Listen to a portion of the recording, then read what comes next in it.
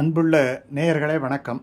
படித்தால் மட்டும் போதுமா? 1962ஆம் ஆண்டு வெளிவந்த அருமையான தமிழ் திரைப்படம். சிவாஜி கணேசன், கே பாலாஜி, சாவித்திரி.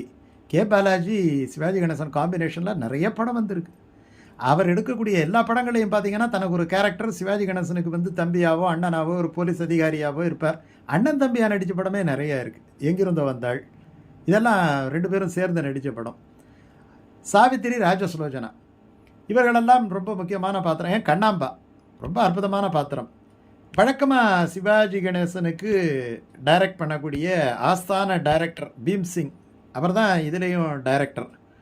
கண்ணதாசன், மாயவநாதன் இவங்கெல்லாம் பாடல்கள் எழுதியிருப்பாங்க. மாயவநாதன் எவ்வளோ அருமையான ஒரு கவிஞர். பாடல்களுக்கு வந்து ரெட்டையர்கள் விஸ்வநாதன் ராமூர்த்தி. சிவாஜி கணேசனுக்கு வந்து ஒரு மிகப்பெரிய வெற்றி படம் இது. இந்த திரைப்படம் வந்து வங்காள மொழி திரைப்படம். அது நான் அப்படின்ட்டு ஒரு படம் வந்து ரொம்ப சக்ஸஸ்ஃபுல்லாக ஓடினது. அதுவும் நாங்கிறது முதல்ல நாவலாக வந்தது. தாராசங்கர் பாண்டியோபாத்தியாயா அப்படிங்கிறவர் எழுதின நாவலினுடைய தழுவல் தான் அந்த படமாக வந்தது. பாலாஜி, சிவாஜி கணேசன் வந்து அண்ணன் தம்பி ரோல்.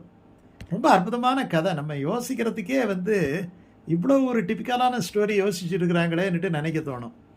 அண்ணன் வந்து படித்தவர், தம்பி படிக்காதவர்.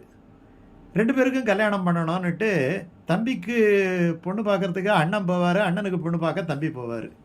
அந்த போய் பொண்ணு பார்க்குற இடத்துல வந்து தம்பிக்காக பார்த்து அந்த கிராமத்து பொண்ணு அந்த சாவித்திரி, அது வந்து இந்த பாலாஜி அண்ணனுடைய மனதை ரொம்ப கவர்ந்து விடுறதால எப்படியாவது நம்ம தம்பிக்கு பார்த்த பொண்ணை கல்யாணம் பண்ணிடணும் அப்படின்ட்டு நினச்சி ஏதோ ஒரு மொட்டை கடிதாசி எல்லாம் எழுதி சக்ஸஸ்ஃபுல்லாக கல்யாணம் ஆகிடும். அண்ணன் பார்த்த பொண்ணுக்கு வந்து எப்படி ஆகிடும்னா, அண்ணனுக்காக பார்த்த பொண்ணை தம்பி கல்யாணம் பண்ணுற மாதிரி ஆகிடும். தம்பிக்காக பார்த்த பொண்ணு திட்டம் போட்டு அண்ணன் கல்யாணம் பண்ணிவிடுவார். ஆனால் அண்ணனுக்கு வாழ்க்கை நல்லா அமைஞ்சிடும். அது கிராமத்து பொண்ணு, ரொம்ப அற்புதமான பொண்ணு. இவன் எப்படி எதிர்பார்த்தாரோ அந்த மாதிரி ஒரு பொண்ணு கிடச்சிடும். ஆனால் அதாவது தனக்கென்று ஒரு பெரிய வாழ்க்கையை எதிர்பார்த்து நல்லா படித்தவனை கல்யாணம் பண்ணிக்கணும்னு நினச்சிக்கிட்டு வந்த இந்த தம்பியினுடைய மனைவிக்கு வந்து ஒரு மிகப்பெரிய ஏமாற்றம். அது கணவன் மீது வெறுப்பாக மாறி அந்த கேரக்டரைசேஷன் எப்படி பண்ணியிருக்கிறார் பாருங்க. போட்டு டார்ச்சராக போயிடும் சிவாஜி கணேசனுடைய வாழ்க்கை, தம்பியினுடைய வாழ்க்கை. தான் வாழ்க்கை ஏன் இப்படி மாறிச்சுங்கிறதே அவருக்கு தெரியாது. கடைசியில் இதெல்லாம் அண்ணன் பண்ண காரியம்தான். அண்ணன் காட்டிய வழியம்மா, இது அன்பால் விளைந்த வழியம்மா அப்படின்ட்டு சொல்கிற மாதிரி அதை தெரிஞ்சுக்கிட்டு செய்வார்.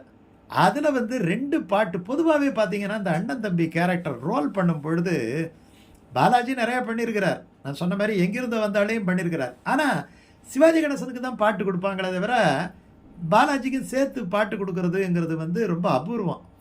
ஆனால் இந்த படத்தில் ஒரு பாட்டு கொடுத்தாலும் பரவாயில்ல, ரெண்டு பாட்டு.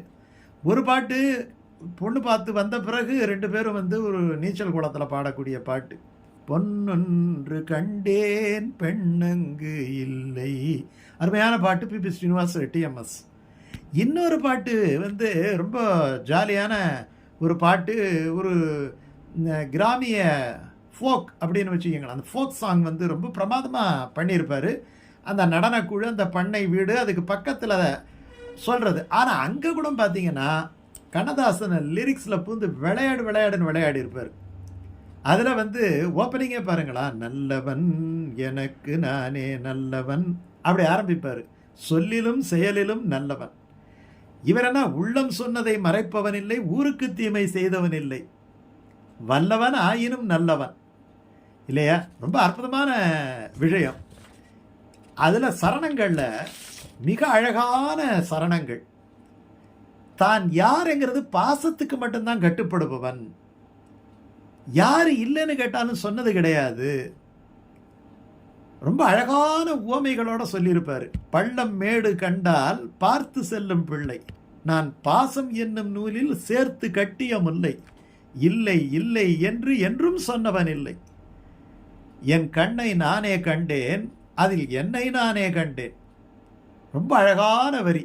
அதுக்கு ரொம்ப குதிக்கிற மாதிரியான ஒரு டியூன் போட்டிருப்பார். பள்ளம் மேடு கண்டால் பார்த்து செல்லும் பிள்ளை. என்ன அழகான டியூன் தெரியுமா? அது அதே டியூன், அதே சரணம் பின்னாடி ரொம்ப அமைச்சிருப்பார்.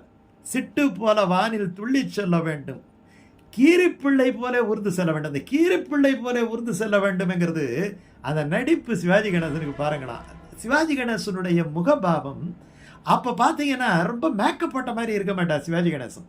பாசமலரில் எப்படியோ அதே மாதிரி இன்னும் ரொம்ப நாள் பார்த்தீங்கன்னா நீங்கள் அவர் கட்டிய மவுண்ட் ரோட்டில் ரொம்ப காலம் இருந்த அந்த சாந்தி தியேட்டர், அந்த சாந்தி தியேட்டரில் வந்து சிவாஜி கணேசனுடைய ஒரு பெரிய ஃபோட்டோ ஒன்று மாட்டியிருப்பாங்க.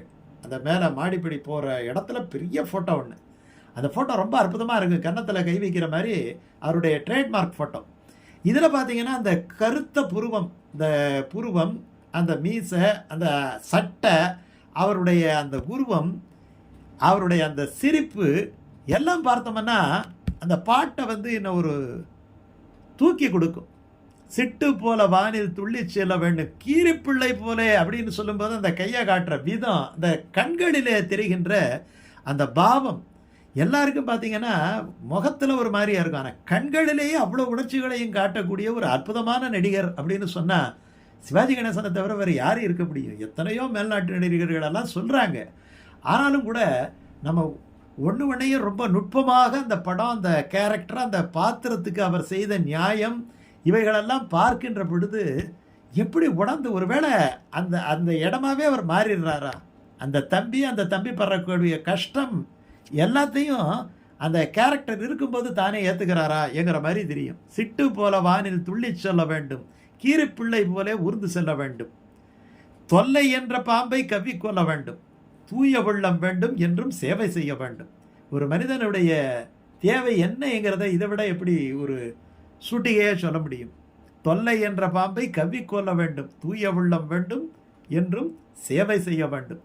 பி.பி. ஸ்ரீனிவாஸ், டி.எம். சௌந்தரராஜன், இந்த ரெண்டு குரல் வந்து பல இடங்களில் இந்த காம்பினேஷன் இருந்திருக்கு.